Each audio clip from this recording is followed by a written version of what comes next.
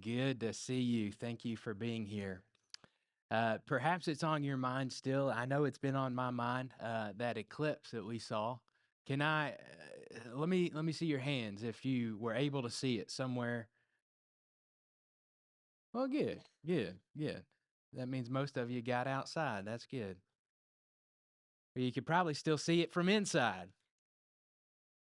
What an incredible event! And if you've never seen one before, made the trip somewhere to see that, it is simply awe inspiring, isn't it? The word awesome comes to my mind. It is just truly awesome. And maybe you were with us up on the hill, or maybe you've got a real job and you weren't able to be there. But it's good. It is good to be together and to see something like that. Mainly, at least in my mind, mainly because you get to share together with one of God's craziest events that He's created. I mean, just absolutely insane. And I wanted to take a little bit of time this morning and talk with you about that, the eclipse, and look at several scriptures, at least a few, as we think about that event in correlation to how awesome God is. Because at least in my mind, and I heard it a lot up on the hill, uh, you see something like that, and the thought keeps coming to your mind: God is great. God is incredible. And I want to look at the glory associated with the eclipse because you cannot escape the glory of God and the eclipse because they are simultaneously experienced. So if you have your Bibles, we're going to look first where Zach was as we think about the glory of God, an incredible thing. And the glory of God is it's beyond comprehension. And to us in our finite minds and our finite beings, it does not make sense. A few scientific things or a few things that are observable, at least when you see the eclipse or something, an event like that, is you see the regularity with which it occurred, right? And maybe you were up to date on what was going on, but they had it down to the minute. Did anybody see that? They had it down to the minute when it was going to start and the minute when it was going. Isn't that crazy? Like you cannot tell me that there is not a designer who designed something like this. Like if it is that regular and it is that predictable, this event happens every 2 to 3 years in a specific location. I think I've heard everywhere from 80 to 125 years, but it's predictable. The next one is going to be August 12th, 2026. If you want to travel there to see that one, it's going to be in Iceland, in Greenland, and that area. But it's predictable. I mean, we know 2.5 years from now, we know where it's going to be, what it's going to, the exact location, and you can't tell me that there's not a designer behind all that. It screams God. It screams that there is one who is orchestrating all of this. Here's another fascinating fact as you think about it. So the sun, the radius of both of these. So the sun is 432,000, give or take, miles in its radius. Okay, 432,000 miles. Now the moon is just over 1,000. Now, if you're good at math, there is roughly 432 times bigger. So this thing that is the sun is 432,000 times bigger than the moon. I mean, give or take. And yet the moon is able to block the sun. That doesn't make sense in my mind. But it tells you that the sun is perfect in its distance, and the moon is perfect in its distance. Again, it screams that there is a designer behind all this, because if it was just a few thousand miles closer, or if it was a few thousand miles, the moon was a few thousand miles closer this way, it wouldn't happen. It wouldn't work the same way. Even when you think about the size of the moon and the size of the sun, when you think about how God created those, and I am fully convinced that God knew what was going to happen when he made it. Like, he knew that, in several thousand years, there's going to be people and they're going to see something like this, and they're going to be up on the hill at Oak Hill, and they're going to be baffled. And the kids are going to be hollering and screaming because I've made it that way. It's crazy. It's crazy. Then, of course, when you think about how things happened, right? There was this moment, 3, 4, I don't know, 3 minutes maybe, where it was dark. But leading up to that, and right after that, and during that particular occasion, if you paid careful attention, the whole place that experienced that changed. The reactions, the birds started chirping, and it was almost like they were in panic mode. Get to the nest, get to the nest, get to the nest. Let's go, let's go, let's go. And the crickets started chirping. It's like, hey, we didn't sleep very long. We got to get out. We got to go. We got to go. We got to go. And then the kids, they started screaming their heads off. And I felt so sorry for the neighbors. But everything that saw that event, it knew. It knew. And in my mind, and perhaps a little bit of a poetic way, the birds knew God. The crickets knew God. They knew that there was a creator. They knew that there was something that was majestic in that moment. In my mind, they were calling out to God. The crickets were chirping, the birds in a panic almost. Everyone that experienced, everything that experienced that knew in that moment that there was a creator. An undeniable fact that there was a designer behind all of this, orchestrating all these events. As we think about the glory of God. This passage that Zach read for us in Isaiah 40, it's one of those passages out of a plethora in the Bible that screams designer, that screams the glory of God. Just as we witnessed it. Look at this in 21 and 22 again. Do you not know? Have you not heard? Has it not been told you from the beginning? Have you not understood from the foundations of the earth?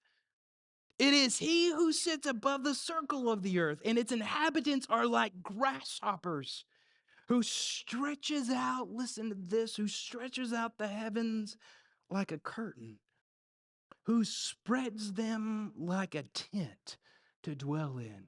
It's like God is created this thing. Have you not heard it? Did you not know? The crickets are screaming it, the birds are screaming it. Then how is it possible for humanity to see something like that and to not know?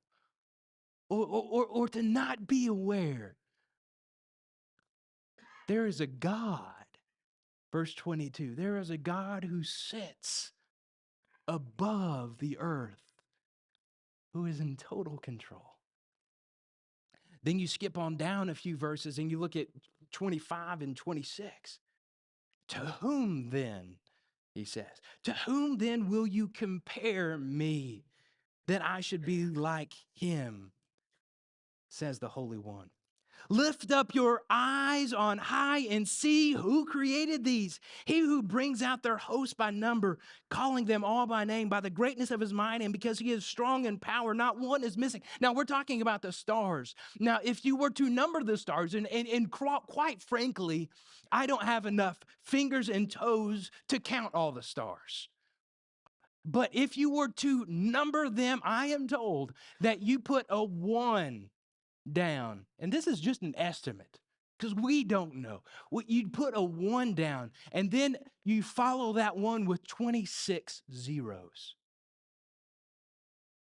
What? I don't know what number that is. It's big. But you look at this passage, he brings out their hosts by number. Look at this. Calling them by name. What? Because he is strong in power. Not one is missing.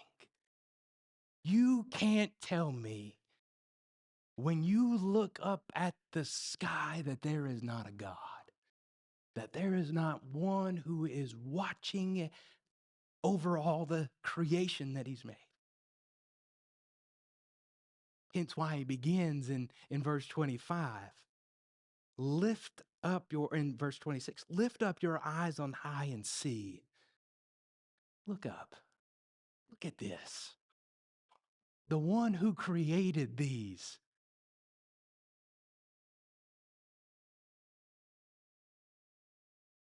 Isn't that incredible? God, the glory of God.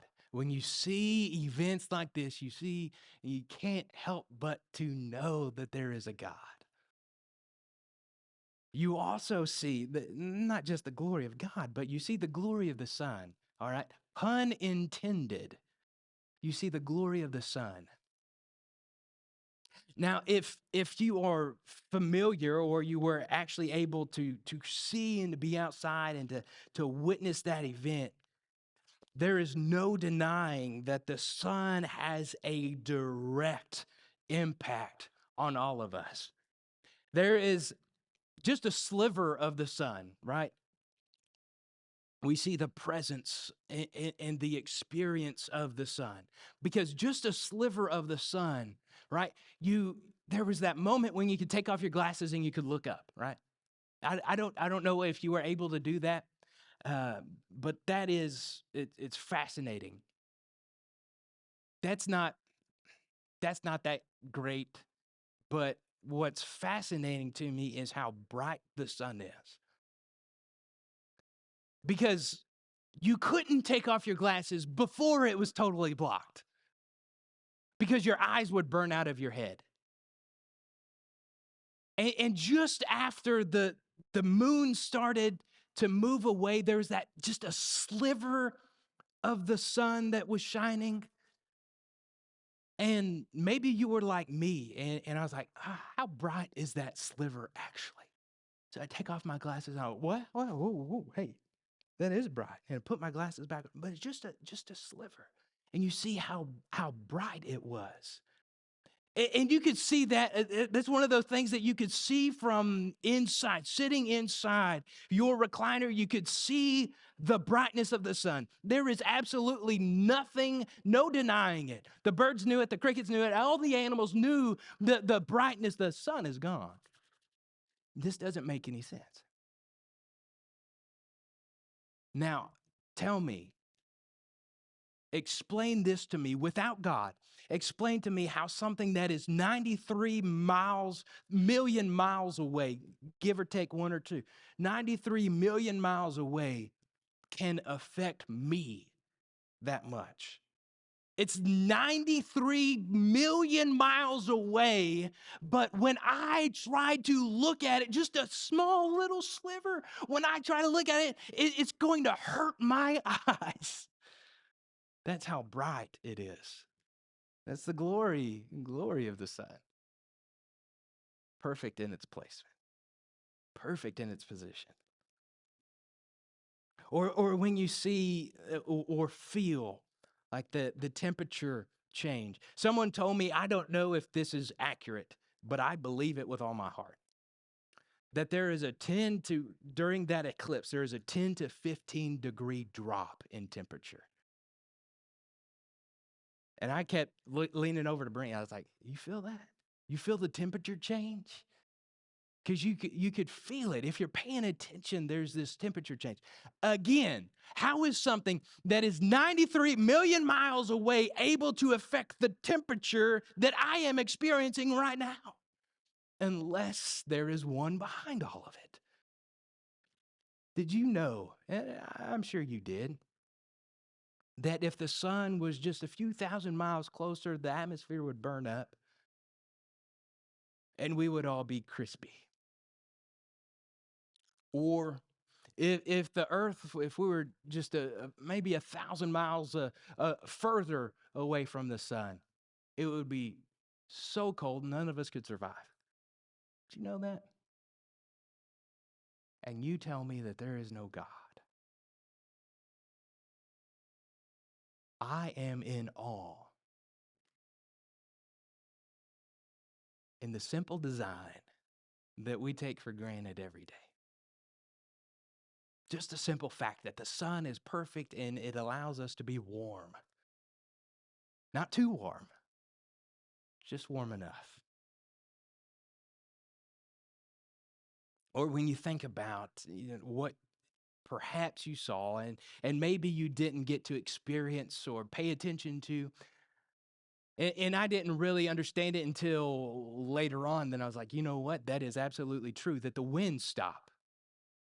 Did anybody know that? Did anybody feel that? There's this gentle breeze that was coming through in our area. There's this gentle breeze. And then when that happened, right, the sun goes away, it just stops. If that, again, we're 93 million miles away from the sun, and you're telling me that's just an accident. It's just a perfect placement. I don't buy it. God has created and ordained these natural events, and they're natural, but they are there on purpose. They're there because there is a designer behind all of it. Now, thinking about all this, the passage that it keeps repeating in my mind is Psalm 19. And it's verses 1 through 6. And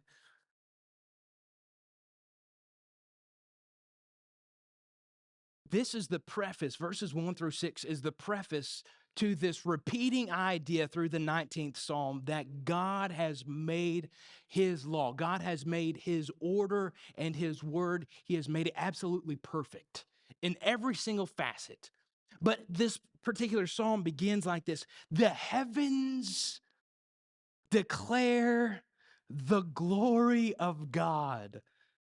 The sky above proclaims his handiwork. Amen. Right? I mean, we know it. The heavens declare the glory of God, and the sky above proclaims his handiwork. Day to day pours out speech, and night to night reveals knowledge. There is no speech, nor are there words whose voice is not heard. Their voice, now we're talking about the sun, we're talking about the moon. Their voice, look at this, goes out through all the earth, their words to the end of the earth. In them he has set a tent for the sun, which comes out like a bridegroom leaving his chamber, like a strong man runs its course with joy. Its rising is from the ends of the heaven and circuit to the end of them. There is nothing hidden from its heat. This is screaming that there is a God. When you look at the sun, or in our case, the absence of the sun, it screams that there is a God. There is nothing hidden from its heat. It doesn't matter where you go on the globe.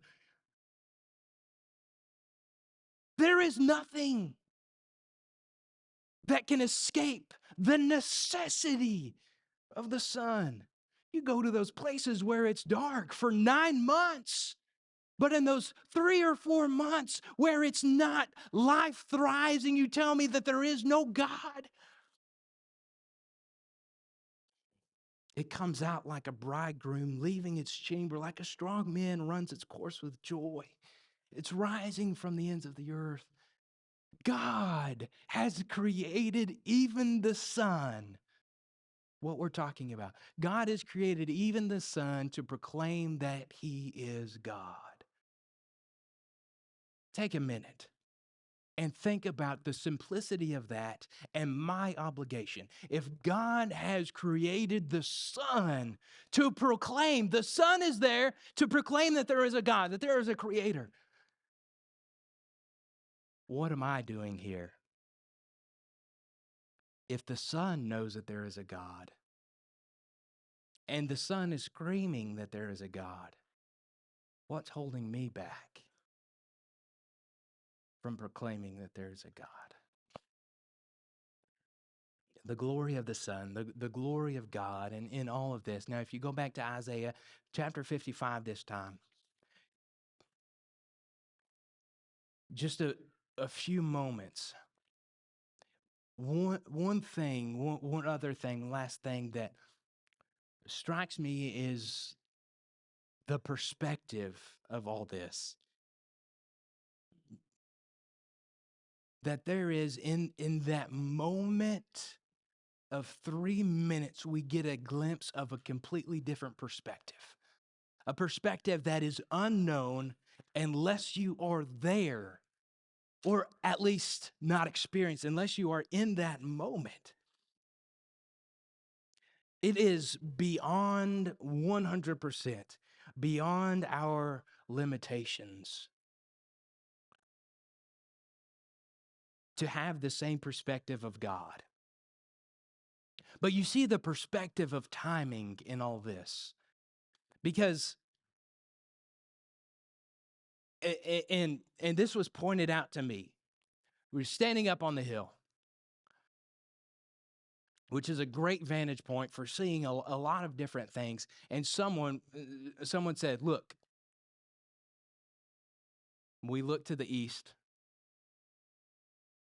And then they said, now look over there. And we looked to the west. And there was a sunrise and a sunset at the same time. And then I said, well, look over there. And you look to the south. Same thing. You look to the north. Same. Have you ever seen a sunrise on the north? Those of you who are directionally challenged, let me help you out. You ain't done it. The north, you can't know. But have you ever seen a sunrise and a sunset simultaneously? But this is something we haven't done it, but this is something that God sees all the time. He always, because it's always rising and setting somewhere, and he sees it all the time. God's timing and his ability to go beyond time actually is mind-boggling. That when we've been talking about the conquest of Canaan, God's timing is, he says over and over again, I have given them into your hands. Now go and take it. But God says it's like already done. Now go and do it. God doesn't see time the way that we see it. The sunrise and the sunset, it points it out for just a moment. We get to experience the glory of a completely different perspective in timing. Because in that moment, time, it's almost like it stood still. And you tell me that there's no God. I don't know if you were able to see it, but it's a different perspective of sight too, of the way that we see. Because apparently, when you look up in that dark moment, you can see, if you look hard enough, you can see the stars. Did you know that they're still out? It's like we can't see them until the sun goes down, but they're still there. And that's something that we don't think about until we see something like that, and we're like, "Wow, that's incredible." But no, God always sees it that way. The way that God sees things, the way that God knows things is different than the way that we see things. God sees reality, and we see perception. Because we think, it's daytime. The stars have disappeared. Well, the stars are still there. We just can't see them. That's the way that God sees things. And it's completely different than the way that we see things. And of course, his knowledge of things. We didn't know that we were going to be up here until just a few weeks ago. And someone said, "Hey, how about we go up on the hill and we'll just bring some food and cook out and we'll just let the kids run around." Yeah, okay. But did you know that God knew that before we did? We make plans, but it's God who establishes our footsteps. I mean, that's reality. The passage that comes to my mind, Deuteronomy chapter 29 and verse 29. The secret things belong to the Lord. But what we have, his law, that is for our instruction. It's for our learning so that we can live by it. God knows. God knows all this. And you tell me that there is no God.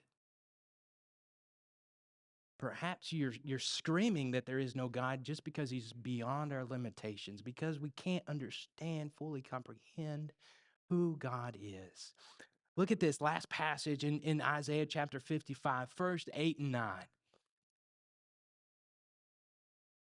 Familiar, perhaps. For my thoughts are not your thoughts, neither are your ways my ways, declares the Lord. For as the heavens are higher than the earth, so my ways are higher than your ways, and my thoughts than your thoughts. God has a completely different understanding, a completely different perspective and knowledge than us.